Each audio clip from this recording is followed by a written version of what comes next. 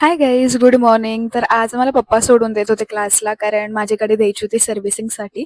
So option नव्हता. So पप्पा मला सोडवत होते आणि ते तुम्ही बघू शकता माझ्या नेल्सचा हाल. म्हणजे लिटरली मी विचार करते की मी एक्सटेन्शन करायच्या लायकीचीच म्हणजे यार मी मोस्ट ऑफ ऐकलेलं आहे की 15 दिवस राहतात एक्सटेन्शन, पण माझ्या हातात 2 दिवस सुद्धा टिकलेले नाहीये. सो आज मॅम नवीन डेमो देणार होता, जे की होती मुस्लिम ब्राईडची जी कॅप असते ना, अशी लाईक तिथे एक साईडला फासा आणि एक साईडला ते असं फ्रंट पफ वगैरे असतात तसं. आणि इथे मी ज्वेलरी सेक्शन मध्ये आलेली होती, कारण आम्हाला तो फासा हवा होता.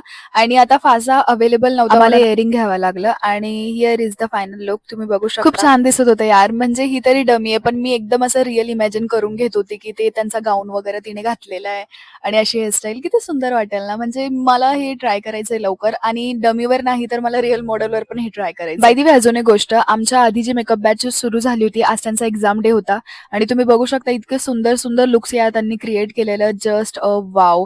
लाईक आम्हाला मॅमने डेमो दिला आणि त्याच्यानंतर आम्हाला सुद्धा बोलून घेतलं, कारण आम्ही सुद्धा एवढं सिरियस घेतलं पाहिजे जेव्हा आमचा एक्झाम डे असेल आणि आम्हाला एक थोडासा असा एक आयडिया भेटून जाईल की कसं करतात, काय करतात, कसं करावं लागतं.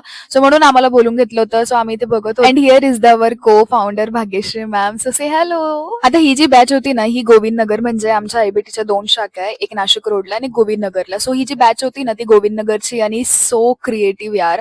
म्हणजे या लोकांनी इतकं सुंदर केलेलं. मॅम सुद्धा शॉक होत्या आणि त्या सुद्धा बोलत होत्या की हे खूप एफर्ट्स आहे, म्हणजे या स्टुडंटनी खूपच एफर्ट्स घेतलेले. आणि तुम्ही बघू शकता एक एक मॉडेल इतकी परफेक्ट होती. Just wow. मी तर माझ्या एक्झाम डेचा विचार करत होती की भाई मी कसं करेन, आणि ह्यासाठी मी खूप एक्सायटेड आहे. इतका खर्च केला असेल यार त्यांनी, म्हणजे छोट्या छोट्या गोष्टी त्यांनी इतक्या असं डिटेलमध्ये टाकलेल्या होत्या. अपार्ट फ्रॉम दिस, जर तुम्हाला लुक असे परफेक्ट पूर्ण बघायचे असेल तर आयबीटीचं इंस्टाग्रामला पेज आहे, तुम्ही जाऊन नक्की चेक करू शकता. आणि ही मॉडेल मला खूप आवडलेली यार, इतकी गोड दिसत होती, कारण तिचा लुक बघा किती सुंदर दिसत होता असा, आणि तिची एंट्री तर वाव वाव वाव. आणि मुळात मनच नव्हतं भरत, म्हणजे असं वाटत होतं नुसतं त्यांनाच बघत राहावं. बरं, ते तुम्ही बघू शकता सकाळी फक्त एक नख निघालेला, बट आता मी पूर्णच काढून टाकले, म्हणजे माझं काहीच खरं नाहीये. बरं, तर लुक्स बघितल्यानंतर मी परत प्रॅक्टिसला आले होते आणि तुम्ही इथं बघू शकता मी केलेली हेअरस्टाईल मुस्लिम कॅप.